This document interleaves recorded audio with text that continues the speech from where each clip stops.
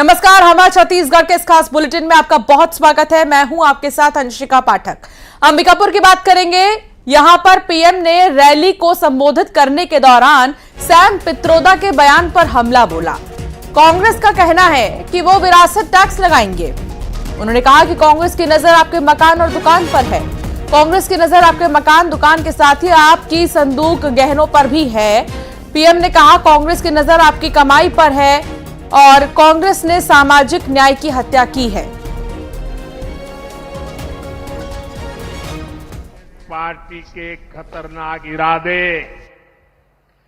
एक के बाद एक खुलकर सामने आ रहे हैं। शाही परिवार के शाहजादे के सलाहकार, इस शाहजादी परिवार के शाहजादे के पिताजी के भी सलाहकार, उन्होंने कुछ समय पहले कहा था, और ये परिवार उन्हीं की बात मानता है।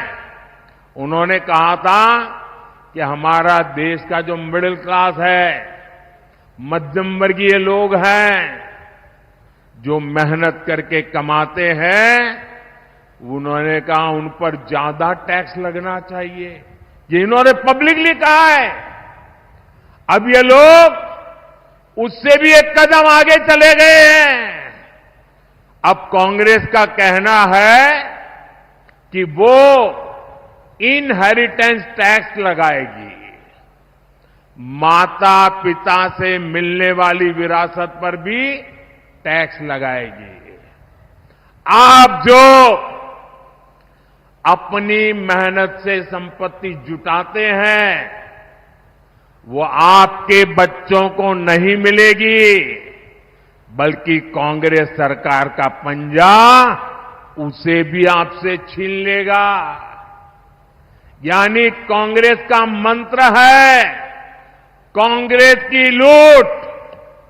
कांग्रेस का मंत्र है कांग्रेस की लूट, जिंदगी के साथ भी और जिंदगी के बाद भी। आकाश शुक्ला संवाददाता साथ जुड़ गए हैं, उनसे बातचीत करेंगे। आकाश, प्रधानमंत्री ने सैम पित्रोदा के बयान को कोट किया और उन्होंने कहा कि कांग्रेस की नजर विरासत पर है, लोगों के संदूक पर है, लोगों के गहनों पर है। पीएम की बड़ी बातें क्या थी आकाश? जी बिल्कुल, देखिए प्रधानमंत्री नरेंद्र मोदी का आज सरगुजा में सभा हुआ, अंबिकापुर में उन्होंने सभा की। इस दौरान उन्होंने विकसित भारत के संकल्प पर बात की, जिसमें विकास की बात हुई, देश को किस तरीके से आगे बढ़ाना है उसकी बात हुई। इसके साथ ही उन्होंने कांग्रेस के उस बयान को भी आड़े हाथों लिया है जिसपे आर्थिक सर्वेक्षण की बात कही गई। अभी हाल ही में सैम पित्रोदा का बयान आया जिसमें विरासत कर की बात कही गई है। अगर व्यक्ति मृत्यु हो जाती है व्यक्ति की, तो 55% उसका हिस्सा सरकार के पास चले जाती है। जिस तरीके से उन्होंने कहा है कि अमेरिका में ऐसा हो रहा है, तो कहीं ना कहीं इस पे राजनीति गर्मा गई है और प्रधानमंत्री नरेंद्र मोदी ने भी इसको कोट किया है और कांग्रेस की जो नीयत है उसको बताया है कि कांग्रेस आर्थिक सर्वेक्षण के माध्यम से किस तरीके से लोगों के जो संपत्ति है उस पर उनकी नजर है इस तरीके से। और इस पर गृह मंत्री का भी बयान आया, तो तमाम तरह से जो है वो कांग्रेस एक तरीके से घिरती नजर आई है इस पे। जी बहुत शुक्रिया आकाश, जानकारी साझा करने के लिए। तो अंबिकापुर में पीएम मोदी ने क्या कहा ये तो आपने सुना ही। अब ये मुद्दा जो है काफी ज्यादा आगे बढ़ रहा है। कांग्रेस के घोषणा पत्र में आरक्षण के मुद्दे पर पीएम का तंज। कांग्रेस के घोषणा पत्र में मुस्लिम लीग की छाप है। उन्होंने कहा कांग्रेस पहले भी धर्म के आधार पर आरक्षण देने का प्रयास की है। एससी, एसटी और ओबीसी के आरक्षण कम करने की कोशिश की है। वोट बैंक की भूखी कांग्रेस ने महापुरुषों की परवाह नहीं की। आपके आरक्षण की परवाह सिर्फ बीजेपी कर सकती है। आरक्षण होगा तो दलित और आदिवासी के लिए होगा। तो कांग्रेस की मुस्लिम लीगी सोच को देश के सामने रखना चाहता हूं। और जब उनका मैनिफेस्टो आया, उसी दिन मैंने कह दिया था, आज नहीं कह रहा हूं, उसी दिन कहा था कि कांग्रेस का मैनिफेस्टो पर मुस्लिम लीग की छाप है।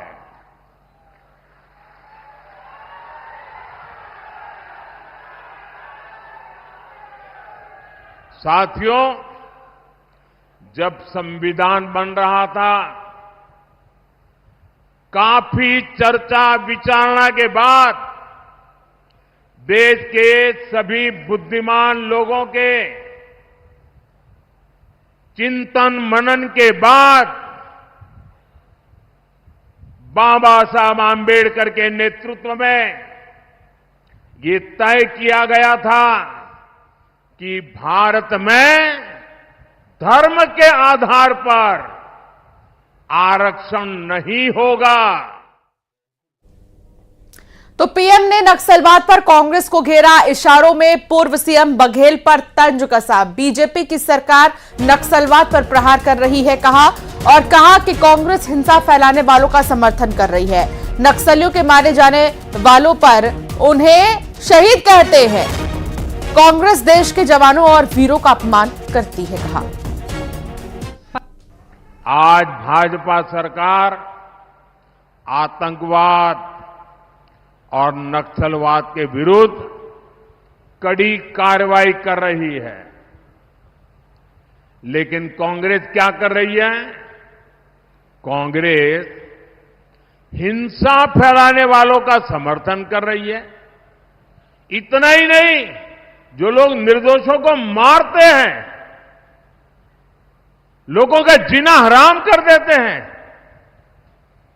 पुलिस पे हमला करते हैं, सुरक्षा बलों पर हमला करते हैं, अगर वो मारे जाएं तो एक कांग्रेस वाले उनको शहीद कहते हैं।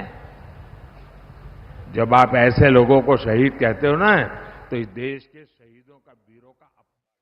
छत्तीसगढ़ के चुनावी दौरे पर गृह मंत्री अमित शाह 26 अप्रैल को छत्तीसगढ़ आएंगे। अमित शाह दुर्ग लोकसभा के बेमेतरा में अमित शाह की बड़ी सभा होगी। कांकेर, खैरागढ़ में अमित शाह सभा कर चुके हैं। तो अमित शाह का दौरा छत्तीसगढ़ का 26 अप्रैल को अमित शाह छत्तीसगढ़ आएंगे और यहां पर दुर्ग में जनसभा को संबोधित करेंगे।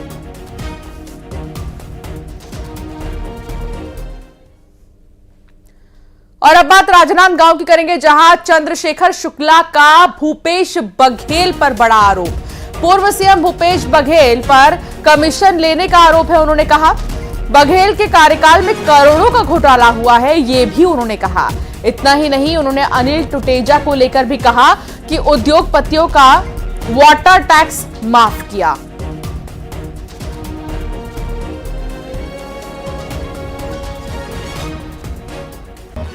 ऊपर अभी अफगानी मामले में जांच चल रही है, जो घोटाले की बात आ रही है उससे कई गुना बड़ा है, क्योंकि इसमें जो घोटाले हुए हैं वो अफगानी भागे अपने उनके मुंह में जीरा के समान।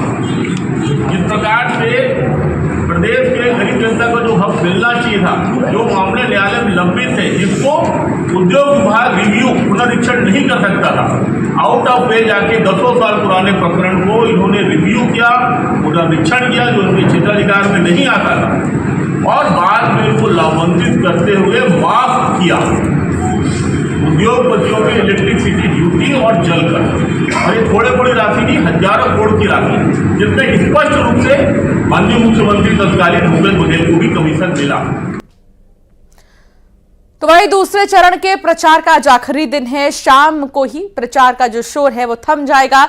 दूसरे चरण में देश के 13 राज्यों के 89 सीटों पर मतदान होगा। छत्तीसगढ़ के 3 सीटों पर मतदान होगा और 26 अप्रैल को दूसरे चरण में वोटिंग होगी।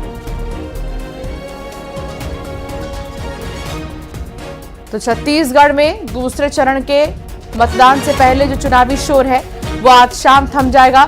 राजनांदगांव, महासमुंद और कांकेर, इन 3 जगहों पर दूसरे चरण में वोटिंग होगी और कई दिग्गजों की साख दांव पर है। इनमें सबसे पहले तो राजनांदगांव की बात करें अगर, तो भूपेश बघेल जो कि पूर्व मुख्यमंत्री रह चुके हैं, वो चुनावी मैदान में है कांग्रेस की तरफ से, और संतोष पांडे बीजेपी के प्रत्याशी हैं। महासमुंद से रूपकुमारी चौधरी प्रत्याशी और ताम्रध्वज साहू प्रत्याशी हैं। कांकेर से भोजराज नाग बीजेपी प्रत्याशी और बीरेश ठाकुर कांग्रेस प्रत्याशी चुनावी मैदान में हैं।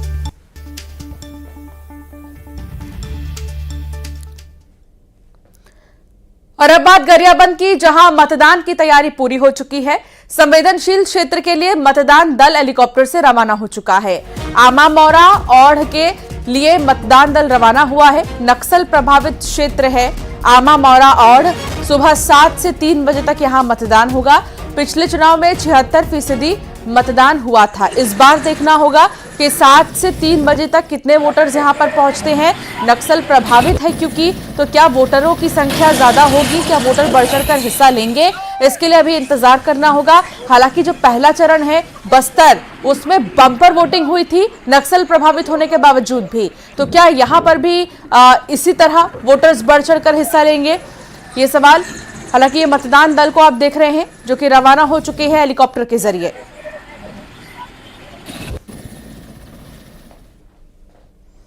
और अब बात करें कांकेर की, तो मतदान के लिए तैयारियां पूरी हो चुकी हैं। 9 मतदान दलों को हेलीकॉप्टर से भेज दिया गया है। बचे मतदान कर्मियों को कल भेजा जाएगा और दूसरे चरण में 26 अप्रैल को मतदान होना है। नक्सल इलाकों में सुरक्षा के पुख्ता इंतजाम किए गए हैं।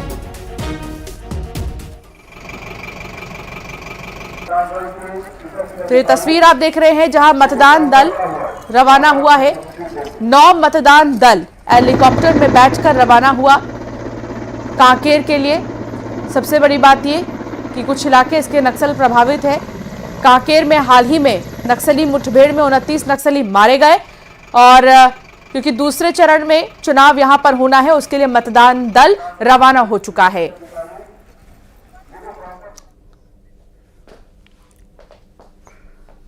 और अब बात एक बड़े ही दिलचस्प खबर की, बीजापुर की है। बचपन में जब आसमान से गड़गड़ाहट की आवाज सुनाई देती थी तो शायद आप और हम भागकर छत पर जाते थे और देखते थे कि हेलीकॉप्टर कहां है। हवाई जहाज और हेलीकॉप्टर जैसे खिलौनों से भी बच्चे बहुत खेलते हैं। उनकी उत्सुकता होती है उसके बारे में जानने की, देखने की कि कहां से वो स्टार्ट होता है, कैसे उड़ान भरता है, ये तमाम चीजें। हालांकि आज के इस दौर में हवाई सफर को बड़ी बात लोग नहीं मानते, लेकिन फिर भी कुछ ऐसे क्षेत्र हैं जहां के बच्चे आज भी हेलीकॉप्टर और जहाज पर बैठना पसंद करते हैं और कई बार लोग नहीं बैठ पाते, ना कभी उसे देख पाते हैं। आज बच्चे और हेलीकॉप्टर से जुड़ी ये खबर आपके लिए है। नक्सल प्रभावित क्षेत्र बीजापुर में स्कूली बच्चों को एयरफोर्स की तरफ से हेलीकॉप्टर दिखाया गया। उसी की ये तस्वीर आपको हम दिखा रहे हैं। उसके बारे में बारीकी से बताया गया, हेलीकॉप्टर कैसे लैंडिंग करता है, कैसे चलता है, एक एक जानकारी दी गई। इस दौरान बच्चे काफी उत्सुक और खुश नजर आए। बहुत ही खुशी हुआ है। मैंने सर से क्वेश्चन किया, बहुत ही अच्छे तरीके से बताया। बहुत सारे क्वेश्चन के आंसर दिए, जैसे इसमें पेट्रोल डालते हैं या डीजल डालते हैं, ये सब वो भी बताया। आज मुझे हेलीकॉप्टर देख के बहुत खुशी हुआ, जो कि हम बचपन में सोचे भी नहीं थे कि हेलीकॉप्टर में कभी देख सकते हैं, पर इतने अच्छा सुविधा है कि हेलीकॉप्टर दिखाया जा रहा है। हम कभी सोचे भी नहीं थे कि मैं बड़े होके ऐसे ही अच्छा पढ़ूंगा और ऐसे ऑफिसर बनना चाहता हूँ। आगे बढ़ेंगे और बात जशपुर की करेंगे, जहां जंगलों में आग लगने की खबर है और आग को बुझाने में वन विभाग जुटा हुआ है। पिछले कई दिनों से जंगल में आग लगने की घटनाएं सामने आ रही हैं और अब कांटाबेल डंडगांव के जंगल में आग लगी है। मनौरा वन परिक्षेत्र का यह मामला बताया जा रहा है। देर रात आग लगी और सुबह तक ऐसे ही धधकती रही आग और किसी तरह जो वन विभाग की टीम है उसने फायर ब्रिगेड की गाड़ियों को मौके पर बुलाया और आग को बुझाया गया।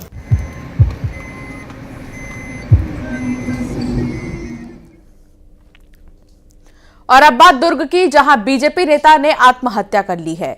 फांसी लगाकर शिव कुमार वर्मा ने जान दे दी। शिव कुमार भाजयुमो अहेवारा मंडल के महामंत्री थे। मृतक के कमरे से एक सुसाइड नोट भी मिला है जिसमें लिखा गया है कि मेरी मौत का जिम्मेदार कोई नहीं है। फिलहाल पुलिस जांच में जुटी हुई है।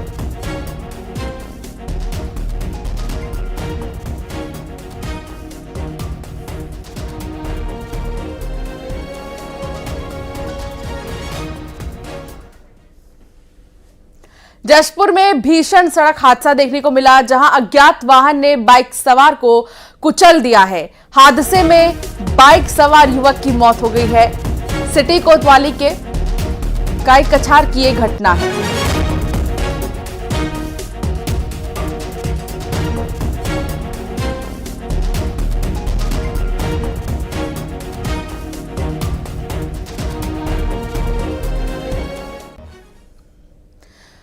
और अब खबर रायपुर की, जहां दीपक बैज ने बीजेपी पर निशाना साधा। केंद्र सरकार नहीं चला पा रही है ट्रेनें, ऐसा उन्होंने कहा। देश क्या चलाएगी बीजेपी, यात्री परेशान है लेकिन सरकार को फर्क नहीं। समय से ट्रेन चले रद्द होने को लेकर उन्होंने निशाना साधा। उन्होंने कहा कि समय से ट्रेन चल नहीं रहे हैं, बार बार रद्द कर दी जा रही है। रद्द ट्रेनों को जल्द से जल्द बहाल किया जाए, दीपक बैज ने मांग की है। यह रेल नरेंद्र मोदी सरकार की विफलता का सबसे बड़ा प्रमाण है। जो रेल नहीं चला पाए वो 10 साल तक कैसे सरकार चलाएंगे। रायपुर रेलवे स्टेशन में प्रतिदिन हजारों यात्री ट्रेनों के लेट लतीफ और रद्द होने के कारण लगातार परेशानियां बढ़ रही है। वर्तमान में एक बार फिर 18 ट्रेनों को रद्द कर दिया गया है। साथ ही देश में आज कोई भी ट्रेन नहीं है जो समय पर गंतव्य के लिए चलती हो। लगातार घंटों लेट लतीफ चल रही है। साथ ही मोदी सरकार की तानाशाही और छत्तीसगढ़ विरोधी रवैया के कारण पिछले 3 साल से अधिक समय से छत्तीसगढ़ में लगभग 62,000 ट्रेनों को रद्द कर दिया। और अब बात पेंड्रा की करेंगे, जहां पत्नी ने पति की हत्या कर दी। प्रेमी के साथ मिलकर गला घोंटकर हत्या की और हत्या को आत्महत्या दिखाने की कोशिश की। कैसे? पेड़ से शव को लटका दिया। पुलिस पूछताछ में मामले का खुलासा हुआ। आरोपी पत्नी और प्रेमी को गिरफ्तार कर लिया गया है। ग्राम लाटा का मामला है, जहां पर एक महिला ने अपने प्रेमी के साथ मिलकर के अपने पति की हत्या कर दी। रात में वो लगभग 12 बजे घर आया था और इसी समय उसने अपने प्रेमी को बुलवाया और उसके गला घोंट करके हत्या कर दी। ये 19 तारीख की घटना है, जिसमें एक उसको फांसी का रूप दिया गया था और लटकने का। न्यूज 18 मध्य प्रदेश छत्तीसगढ़ के दर्शकों के लिए शानदार मौका है इनाम जीतने का। देश प्रदेश दुनिया की खबरें तो आप देखते ही हैं, लेकिन अब आप आसान सवालों के जवाब देकर शानदार गिफ्ट जीत सकते हैं। देखिए कैसे।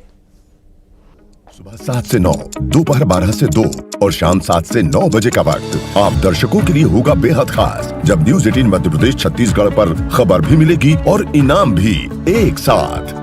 न्यूज 18 पहचान कौन कॉन्टेस्ट में हिस्सा लीजिए और इन समयों पर दिखाई जा रही खबरों के बीच पूछे गए आसान से सवालों का जवाब दीजिए। सही जवाब जिताएगा शानदार इनाम। रजिस्टर करने के लिए QR कोड स्कैन करें या इस नंबर पर मिस कॉल दें। खबर देखिए, इनाम जीतिए, सिर्फ न्यूज 18 मध्य प्रदेश छत्तीसगढ़ पर।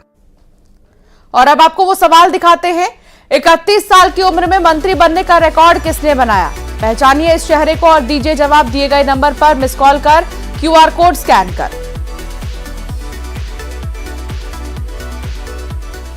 और अब बात उस सेगमेंट की जिसमें वोटर बोलेगा, नेताओं के सामने अपने मन का भेद खोलेगा। बात चुनाव के बारे में करेगा, मुद्दों के बारे में, उम्मीदवार के बारे में और रखेगा अपनी बेबाक राय। इसमें हम वोटर का नाम और उसका संदेश भी सुनाते हैं, तो आइए देखिए।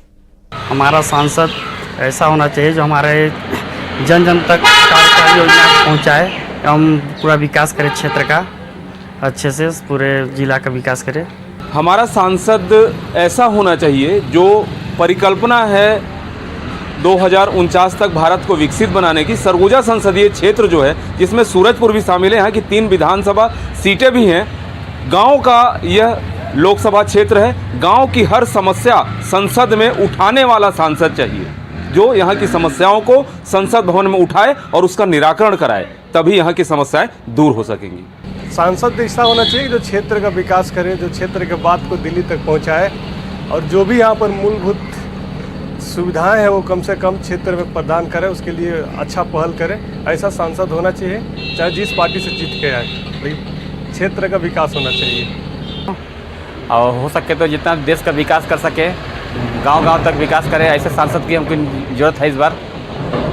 और अच्छे नगर विकास हो, पानी का, बिजली का, सड़क का, ये सब हॉस्पिटल की सुविधा अच्छा दे सके। सांसद चाहिए, ऐसा सांसद चाहिए कि जो कुछ कार्य कर सके, हम लोग समस्याओं को दूर कर सके।